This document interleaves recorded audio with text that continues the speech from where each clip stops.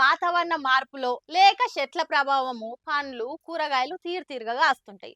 ఒకటి చిన్నగా ఒకటి పెద్దగా ఇంకొన్ని కవలల లెక్క రెండు కాయలు కలిపి కాస్తాయి. గట్లనే గిది కూడా పండ్లల్లో పెద్ద పండ్లు అంటే పూచగాయ అటెనక పనసపండు. కానీ మీరెన్నడన్నా బాహుబలి పనసపండు చూసిరా? అయితే గిప్పుడు చూడుర్రి.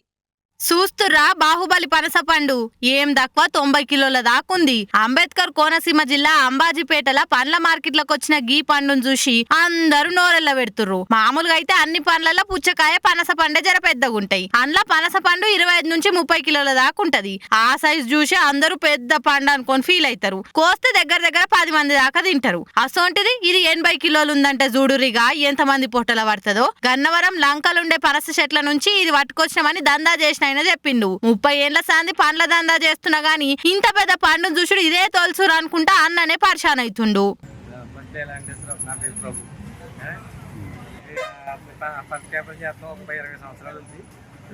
చేసిన 50 కేజీ లోపల కాయ చూసాం కానీ ఇంత పెద్ద కాయ చూడలేదు ఇంతవరకు కూడా. అదే ఇప్పుడైతే 75 కేజీలు 80 కేజీలు లోపు వస్తుంది సార్. నేను కర్మాల లాంటి నుంచి తీసుకొచ్చాము. నోట్లో అవి కొంటాం అక్కడ కొన్న దాంట్లో జాగ్రత్తగా పక్కనేసి జాగ్రత్తగా పట్టింది.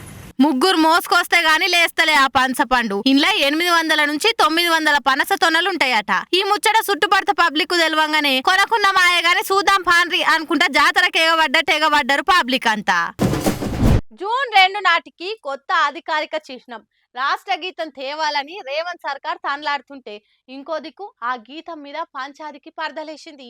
కీరవాణి ఆ పాటకు సంగీతం కొడుతుండనే వరకల్లా ఇగో ఇటు సోషల్ మీడియాలా అటు పొలిటికల్ సర్కిల్లా ఈ కొట్లాటలేసింది. ఉద్యమం టైంలో అందశ్రీ రాసిన జయ జయ హే తెలంగాణ జననీ జయ కేతనం పాట కోట్ల మంది జనాలకి జంగు చేస్తేందుకు ఊపునిచ్చింది. ఉద్యమాన్ని ఉధృతం చేస్తేందుకు ఆసరైంది. నినియాల రేవంత్ సర్కార్ ఉండి ఆ పాటల కొన్ని లైన్లను తగ్గించి 2 నిమిషాలలో వాడేటట్టు మార్చి కీరవాణితోని కొత్తగా మ్యూజిక్ కొట్టించి జూన్ 2 నాటికి తయారు చేద్దామని అప్పుడే పనులు కూడా చాలు చేసిర్రు. ఇక దీని మీదే తీరొక్క మాటలు వినిపిస్తున్నాయి. ఇప్పుడు తెలంగాణ ఆత్మగౌరవంతో రాసుకున్న గీతాన్ని ఇవాళ తెలంగాణ వచ్చి 10 ఏళ్ళైనాక కీరవాణితో ఎందుకు బాణీలు కొట్టిస్తున్నారు అంటే అసలు తెలంగాణ మొత్తంలో పాటకు బాణీలు అంటే తెలంగాణ మ్యూజిక్ డైరెక్టరే లేడా అని గట్టిగానే అడుగుతున్నారు. పాట రాసిన అందశ్రీతోని కొందరు ఫోన్లలో మాట్లాడి జగడం పెట్టుకుంటున్నట్టు కూడా ఆడియోలు తిరుగుతున్నాయి సోషల్ మీడియాలో. కీరవాణి గొప్ప సంగీత దర్శకుడే కావచ్చు, ఆస్కార్ అవార్డు కొట్టిన గొప్ప అయినా అయి ఉండొచ్చు. కానీ అదే కీరవాణి ఆయన మ్యూజిక్ డైరెక్షన్ లో ఎంతమంది తెలంగాణ సింగర్లతో పాటలు పాడించిండు, ఎన్ని తెలంగాణ పాటలు కొట్టిండు. జయ జయ హే తెలంగాణ గీతం ఉద్యమం అప్పుడే రికార్డ్ అయి పల్లెన మారుమోగింది. నా తెలంగాణ గీతం అని నరానెక్కించుకురు జనాలు. మరి అసొంటి పాటను ఉన్నదున్నట్టు ఉండనియకుట్ట కొత్త మెరుపులు ఎందుకు అద్దుడు? ఉన్న బాణితోనే ఉద్యమ కాలంలో పిల్లలు బల్లె ప్రార్థన గీతంగా వాడుకున్నారు. సకల జనుల సమ్మెలో కూడా ప్రతి ఒక్కరు వాడిర్రు.